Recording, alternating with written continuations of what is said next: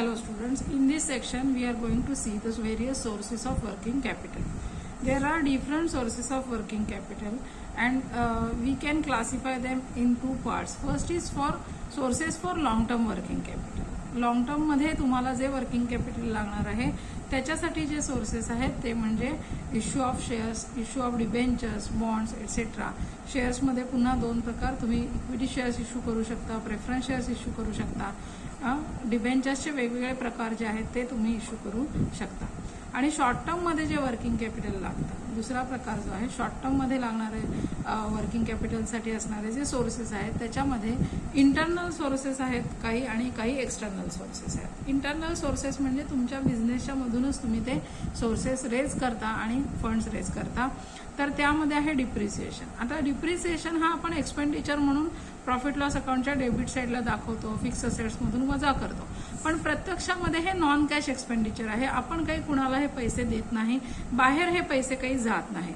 So त्या डिप्रिसिएशनच्या माध्यमातून तुम्ही ही कॅश जी आहे हे फंड तुम्ही रेज करू शकता.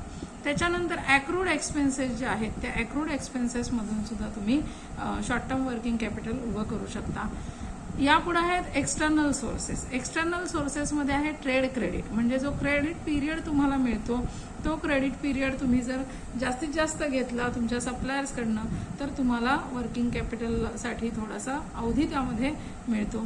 क्रेडिट पेपर्स तुम्ही यूज करू शकता. डिपॉझिट्सच्या माध्यमातून तुम्ही वर्किंग कॅपिटल रेज करू शकता. ॲडव्हान्स रिसिट्स काही असतात तर त्यातून तुम्हाला वर्किंग कॅपिटल रेज करता येतं. बँकेकडनं शॉर्ट टर्म क्रेडिट जे आहे ते घेता येतं. पब्लिक डिपॉझिट्स तुम्ही ॲक्सेप्ट करू शकता. वेगवेगळ्या फायनान्शियल इन्स्टिट्यूशन्सकडनं तुम्ही डिपॉझिट्स घेऊ शकता. तर अशा पद्धतीनं शॉर्ट टर्ममध्ये तुम्हाला वर्किंग कॅपिटलचे जे फंड्स लागणार आहेत त्यासाठी तुम्ही सोर्सेस रेज करू शकता. आता आपल्याला प्रत्यक्षामध्ये कॅल्क्युलेशन कसं करायचं हे आपल्याला बघायचं आहे. वर्किंग कॅपिटलचं प्रोजेक्शन करण्यासाठी म्हणजे समजा एखाद्या बिझनेसला एखाद्या वर्षासाठी किती वर्किंग कॅपिटल लागतंय याचं जर आपल्याला प्रोजेक्शन करायचं असेल, म्हणजेच एस्टिमेशन करायचं असेल, अंदाज बांधायचा असेल तर तुम्हाला त्यामध्ये काय काय पाहिजे. तर आपण सुरुवातीला जे ऑपरेटिंग सायकल बघितलेलं होतं त्या ऑपरेटिंग सायकलचा इथं आपल्याला आधार घ्यावा लागतो. म्हणजे तुम्हाला रॉ मटेरियल तुम्ही किती काळ स्टोरेजमध्ये ठेवता आहात तर त्या रॉ मटेरियलचा स्टोरेज पिरियड आणि तुमची लेवल ऑफ ॲक्टिव्हिटी काय आहे ह्याची सांगड आपल्याला इथे घालावी लागते. लेवल ऑफ ॲक्टिव्हिटी समजा वर्षाला तुम्ही 36,000 युनिट्सचं प्रोडक्शन करत असाल आणि तुमचा स्टोरेज पिरियड रॉ मटेरियलचा जर 2 महिन्यांचा असेल तर त्या 36,000ला आपण आधी 1200नं भागतो, 12 मंथनी भागतो. सो 36,000 भागिले 12 मंथ्स करायचे आणि एका महिन्याची लेवल ऑफ ॲक्टिव्हिटी तिथे काढायची. आता एका महिन्याची लेवल ऑफ ॲक्टिव्हिटी काढल्याच्या नंतर ती एका महिन्याची लेवल ऑफ ॲक्टिव्हिटी तुमची आता 3,000 युनिट्स येईल, कारण 36,000 भागिले 12 केल्याच्या नंतर 3,000 येईल. आणि रॉ मटेरियलची तुमची प्राइस जी आहे एका युनिटची त्याने मल्टिप्लाय करायचं. सो 3,000 गुणिले समजा रॉ मटेरियलची प्राइस आहे, इथे गृहीत धरू आपण 4 रुपये रॉ मटेरियलची एका युनिटची प्राइस आहे, तर 3,000 गुणिले 4 आपल्याला करायचं आहे. आणि त्याच्यानंतर हे रॉ मटेरियल तुमच्या गोडाऊनमध्ये 2 महिने राहणार आहे प्रोसेसिंगला जाण्यापूर्वी. म्हणजे 2 महिने अगोदर तुम्ही रॉ मटेरियल इथे खरेदी करून ठेवता, त्याची व्यवस्था करून ठेवता, तर त्या 2 महिन्यांनी पण आपल्याला गुणायचं आहे. म्हणजे काय केलं, पुन्हा एकदा सांगते, 36,000 युनिट्सचं तुमचं वर्षभराचं एकूण लागणारं प्रोडक्शन आहे. 36,000ला मी 12ने भागलं, आता महिन्याचे युनिट झाले 3,000 युनिट झाले. 3,000 युनिट्स मला खरेदी करायचे असतील तर 3,000 गुणिले त्याची प्राइस जी आहे 4 रुपये, म्हणजे 3,000 गुणिले 4 झाले, म्हणजे एकूण 12,000 रुपये पाहिजेत मला. आणि असं 2 महिन्यांचं मटेरियल जे आहे मी खरेदी करून ठेवणार आहे. सो 12,000 गुणिले 2 महिने म्हणजे 24,000 रुपये मला रॉ मटेरियलचं स्टोरेज करून ठेवण्यासाठी लागणार आहे. सो 24,000चं रॉ मटेरियल कायम माझ्याकडे असलं पाहिजे असा त्याचा अर्थ आहे. जसं मी हे रॉ मटेरियलबद्दल कॅल्क्युलेट केलं तसंच मला वर्क इन प्रोग्रेस जे आहे ते सुद्धा कॅल्क्युलेट करावं लागेल. तर वर्क इन प्रोग्रेसमध्ये माझा प्रोसेसिंग पिरियड किती आहे तो फाइंड आउट करावा लागेल आणि त्याच्या 1/2 प्राइस जी आहे ती मी इथे रिक्वायरमेंटसाठी घेणार आहे.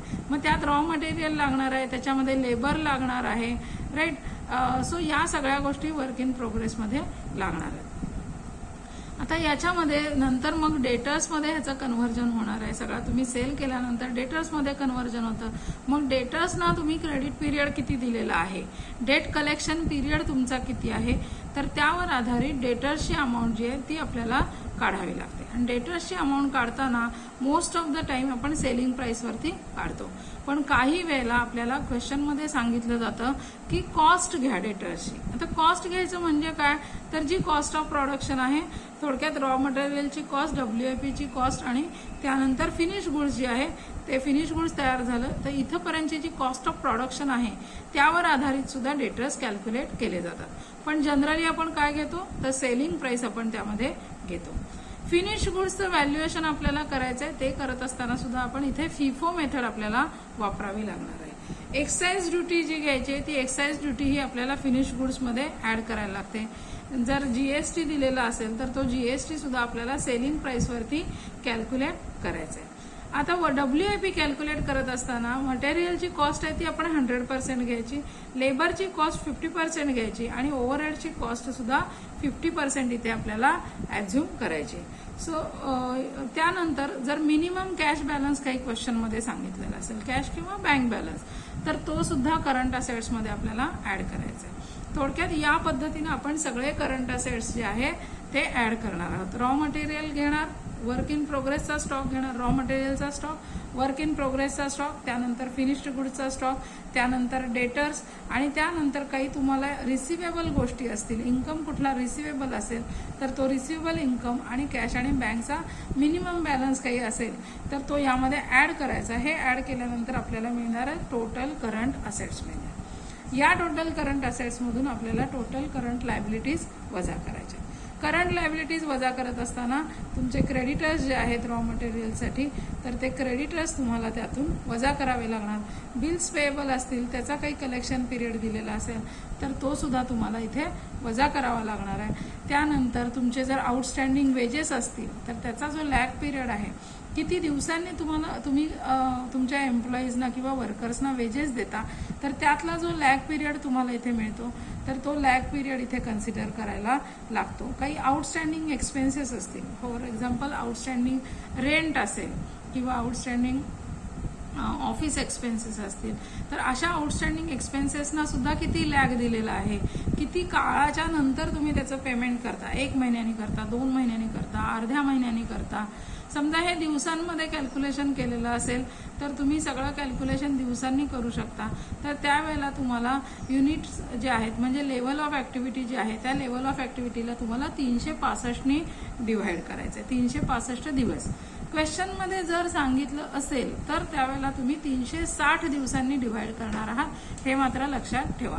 क्वेश्चनमध्ये सांगितलं 360 तर 360 घ्यायचं, नाही काही सांगितलं तर 365 आपण घ्यायचं. महिन्यांमध्ये कॅल्क्युलेशन दिलेलं असेल तर 12 महिन्यांनी आपण डिव्हाइड करायचं. जर आठवड्यांमध्ये कॅल्क्युलेशन दिलं असेल तर काय करणार, तर आपण 52 आठवडे जे आहेत, 52 वीक्स, तर त्यांनी आपण डिव्हाइड यामध्ये करणार आहोत. सो या पद्धतीनं आपल्याला करंट लायबिलिटीज सुद्धा कॅल्क्युलेट करायचे आहेत. आणि त्यानंतर कंटिंजन्सीसाठी जर काही प्रोव्हिजन सांगितलेली असेल तर ती प्रोव्हिजन म्हणजे त्याला आपण मार्जिन ऑफ सेफ्टी असं म्हणतो की सेफ्टी मार्जिन काहीतरी पाहिजे. वर्किंग कॅपिटल तुम्ही काढलं, कॅल्क्युलेट केलं, 5 लाखाचं वर्किंग कॅपिटल लागतंय असं कॅल्क्युलेट केलं, पण कधी प्राइस लेव्हल चेंजेस होऊ शकतात, स्ट्राईक होऊ शकतो कामगारांचा, एखादं संकट येऊ शकतं, पूर येऊ शकतो, वादळ येऊ शकतं, भूकंप होऊ शकतो. तर अशा वेळेला तुम्हाला काही मार्जिन ऑफ सेफ्टी पाहिजे तर ते तुम्ही समजा 1 लाख रुपयाचं गृहीत धरलं तर 5 लाख अधिक 1 लाख बरोबर 6 लाख तुमचं वर्किंग कॅपिटल तिथे कॅल्क्युलेट होणार आहे. तर हे प्रॉब्लेम सोडवत असताना फर्स्ट ऑफ ऑल तुम्हाला काय करायचं आहे, लेवल ऑफ ऍक्टिव्हिटी जी आहे तुमची ती कॅल्क्युलेट करायची आहे. त्यानंतर करंट असेटचे आयटम कुठले कुठले दिलेले आहेत त्या क्वेश्चनमध्ये ते आयडेंटिफाय करायचे. त्यानंतर त्यांचे होल्डिंग पिरियड काय आहेत, होल्डिंग पिरियड बघायचे. त्यानंतर लायबिलिटीज आयडेंटिफाय करायच्या, त्यांचा लॅग किती दिलेला आहे किंवा त्याचा क्रेडिट पिरियड किती दिलेला आहे हे सगळं बघायचं. आणि त्याच्यानंतर मग वर्किंग कॅपिटल जे आहे ते कॅल्क्युलेट करायचं. ते केल्यानंतर मग प्रोव्हिजन फॉर कॉन्टिंजन्सी, ज्याला आपण मार्जिन ऑफ सेफ्टी म्हणतोय, ते मार्जिन ऑफ सेफ्टी त्याच्यानंतर आपल्याला कॅल्क्युलेट करायचं आहे. सो या पद्धतीनं आपल्याला वर्किंग कॅपिटलचा प्रॉब्लेम जो आहे तो सोडवायचा आहे. Thank you very much.